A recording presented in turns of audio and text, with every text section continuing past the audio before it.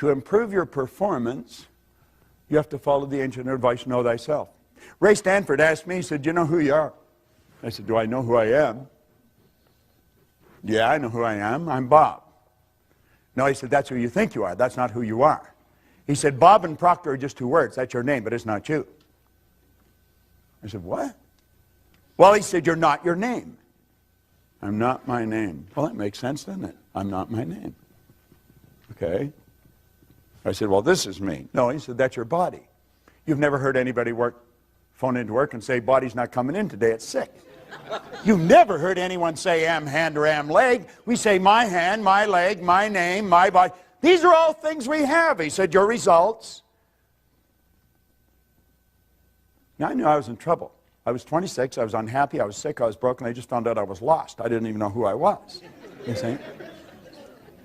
Well, if you're going to know yourself, if you're going to change your life, you've got to change yourself. If you're going to change self, you have to know who self is. Now, think of this for a moment. You and I have infinite potential. Now, I said before, I don't know how much infinite is. I just know it's a lot. Has no beginning and no end. That's the potential we've got. We've got all of this power, yet if you watch the way most people live, you would think that they were just about out of juice. A lot of people, when their heart stops beating, it's going to be a formality. I mean, they just sort of sit. They never really get it going. Yet we have infinite potential. We're dealing with something pretty big. If we're going to find out something about ourselves, we have to look at this. You say, "This is over my head." No, it's not. I teach this to kids. I got it. This all tied into the science of getting rich. Rich resources are lying dormant within us. Let's look at it a different way. You see? You and I are spiritual beings. There's only two sources of reference to go to find out anything about ourselves. One's science and the other's theology. You'll hear people say they're having a spiritual experience. They're not having a spiritual experience. They are spiritual. They're having a physical experience. We're spiritual beings living in physical bodies, and we've been gifted with an intellect. Most people really don't understand that part, but that's where the power lies, all right? And our emotional state is going to be determined by how we use our intellectual factors. Andrew Carnegie told Napoleon Hill, he said, "Any idea that's held in the mind, that's emphasized, that's either feared or revered, will begin at once to clothe itself in the most convenient and appropriate physical form that's available." You see, Dr. J.B. Ryan said the mind is the greatest power in all of creation. Very few people understand it. If you go on our website, you just go to bobproctor.com, you'll see a quote there by Dr. John Mike, a psychiatrist from Florida. He said, "I taught him more about the mind in 1 year than he'd learned in 4 years of medical school, 5 years of psychiatric training. And what I taught him was just what a Dr. Roeder taught me." I was always amazed by that. I thought, what do they teach you in medical school? You know, and what we're doing is getting in at the non-physical side of ourselves, and that's where all the power lies. It's a beautiful concept as we start to understand it. What do we need? We need understanding. You really want to change your income, you've got to change your understanding. Now, there's only two things you have to know to really make things happen big in your life. Number one, you have to know where you are, and number two, you have to know where you're going. Yet, you see, most programs get you focused on where you're going. That's very important that we have a goal. You've got to know where you're going. But what happened to me that was totally different is Ray Stanford got me to focus first on where I was. He got me to look at what I was doing with my life, got me to take responsibility. He said, "Your results aren't bad and they're not good, they're just results. Nothing's bad or good except our thinking makes it so." He said, "You have to ask yourself, are those the results you want?" And I said, "No." Well, he said, "If you will pay attention and you'll do what I suggest, I can show you how to change it." You see? And my whole life started to change. Most people get us focused on the goal. If we don't know where we're at, we're not going to... Let's suppose we all bail out of a plane and safely land somewhere on the planet. Our objective is to get to this room. Now, we know where this theater is. We know where this room is. Our problem is we don't know where we are. Now, let's say it's overcast. We'll build a ridiculous situation. It's overcast. There's no street signs. There's no wind. There's no compass. There's no map. There's no people. But we know we're on the north. I mean, we could be in Milwaukee heading towards the Canadian border. We could be in Los Angeles heading towards Tijuana. You could be in Atlanta heading towards Miami. We could be right outside this theater and walk away from it. If we don't know where we are, it won't matter where you're going. So you see, we've got to take a good, honest look at ourselves. What am I doing? What works? What doesn't? Who am I? And as we really get a grip on this, everything in our world will begin to change. Now, I'm going to run through this very quick, and then we'll have a break, and then I'm going to come back and I'm going to show you some simple things about the mind and how to make the shift that you want to make. You see, what we're seeking always is greater awareness. We're always wanting to raise our level of awareness because our results are an expression of our level of awareness. And the only way to improve results is to increase our level of awareness. All right? Now, effective goals inspire us to move to increasingly higher levels of awareness. Now here, yes, what you'll find that people say they want greater health, happiness, peace of mind. All these results are the result of a higher level of awareness. So it's awareness that we should be seeking. We want to raise this and everything else starts to happen. It happens like unadulterated magic. That's what happened to me and I couldn't understand it. Now there's a basic law that said everything in life is either growing or dying. It's either create or disintegrate. So you're never going to stay where you are. Your results are going to get better or they're going to get worse. It's create or disintegrate. No one stays where they are. Now the truth is, I think most people get a little better and a little worse. A little better and a little worse. When they get a little better, they're forcing it. But force negates. You see, there's something inside of you that's urging you to grow. This is the spiritual side of our personality. It's the essence of our being. And spirit's always for expansion and fuller expression.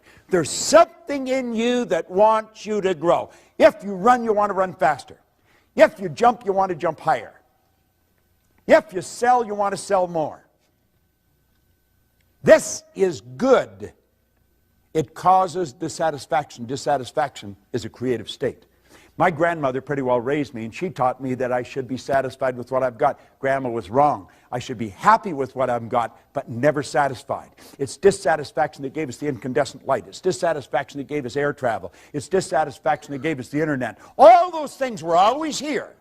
People just became aware of them. The way to fly an airplane was always here. We can go all over the world now. We're not a long ways from anywhere.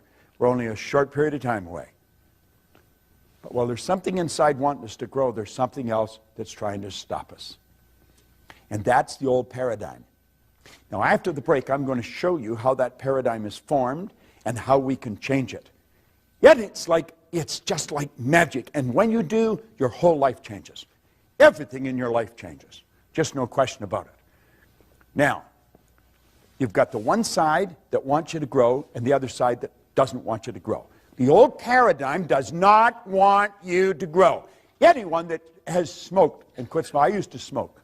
I quit years ago. But I remember it wasn't an easy thing to do. It was not. Why? Because it was a habit. Habits are not easy to get rid of. Habits are ideas that are fixed in here that control us. Many of you have gone on diets. You want to lose weight. I'll just toss something in for your benefit. When you lose something, you're programmed to do what? To look for it. Get rid of the idea of losing weight. Release it. Release it. See yourself at your perfect weight, looking good and feeling great. Your whole life is controlled by images. Get the image of the body that you want to live in, of the world you want. Quit trying to lose weight. Just release it and see yourself the way you want to be. Now, goals determine which side wins. The goal must be something you really want. Towards the end of the program today, I'm going to show you the difference between going after what you know you can do, what you think you can do, and what you want. And I'm going to show you why most people never go after what they want. And I'll also show you how to change it, because it's pretty beautiful. Now, at each new level, as we move ahead, every time we move ahead, our conditions, our circumstance, and environment change. As they change, you have to adapt to the change. That gives you the ability then to see the next step of action that's necessary. We'll graphically communicate that a little clearer a little later on. Okay? So here we go. We're moving up. Each time we move to a higher level, the results improve. And it just keeps getting better and better and better. And that's the way life should work. And it can work. Now, you and I think in pictures. We think in pictures. Okay? You don't think B-O-A-T. You don't think G-E-A-R. You don't think F-B-A-T-H or B-I-R-D. You think in pictures. You think in pictures. Now, it's the mind we're talking about. I want you to tell me what your mind looks like. What's your refrigerator look like, John? What color is it? White. White. 2 doors? Yes. Top and bottom? Yes. Which way do they open? The right to left or left to the right? Left to right. Left to right. Now, you were mentally in your kitchen looking at your refrigerator, weren't you? What's your car look like? White. White? You like white, do you? What's the interior? Charcoal gray. Charcoal gray. 2-door, 4-door? 5 doors. Okay. You've got the picture of that in here, haven't you? Tell me what your mind looks like. Gray mush. Gray mush. Now you're doing what probably a lot of people are doing. How many saw the brain when I asked you to think of the mind? Hold up your hand if you did. See, there's a whole lot of people doing the same thing. But your brain is not your mind, John. And your brain is not your mind. Your brain is an electronic switching station that enables you, by using certain cells in your brain, to alter the vibration that this body's in. The brain is an electronic switching station. No one has ever seen the mind, and that is why most people have such great problem. Because we think in picture. Now, when there's no picture, John, there's confusion. If there's confusion inside, you can make book on the fact there's going to be confusion outside. As we bring the picture to our mind, we bring order to our mind. What did Solomon say? Where there is no vision, the people will perish. Where there's no vision, there's no order. Where there's no order, there's no growth. Well, when you come back, I'm going to give you a picture to work with. And that is what changed my life as much as anything. As I started to see how to work with my conscious and subconscious. Do you know certain things about your subconscious mind? Because you've read about them, you've heard about them, you listened to it on tape. But without a picture, it's just words. You see, when I asked you to think of your car, John, I activated vocal cords. I made a sound. It's called language or words. It was actually a light message. Your hearing sense picked up that light message. It was rifle fired down a nerve passageway in your body. It struck a group of cells in your brain that sound resonated with, all electrical. Those cells increased in amplitude of vibration, and the picture that was in them flashed on the screen of the mind, and you saw the white car and the charcoal gray interior. When I asked you to think of your refrigerator, light message struck those cells in your brain, the picture come on the screen of the mind. When I asked you to think of your mind, you saw your brain. And yet your brain isn't your mind. Your brain is in your fingernail. It's in your kneecap. And you know something? You'll never enjoy health if you're not able to get a picture of the mind. You'll never enjoy health. Because good health is when a body is in a good vibration.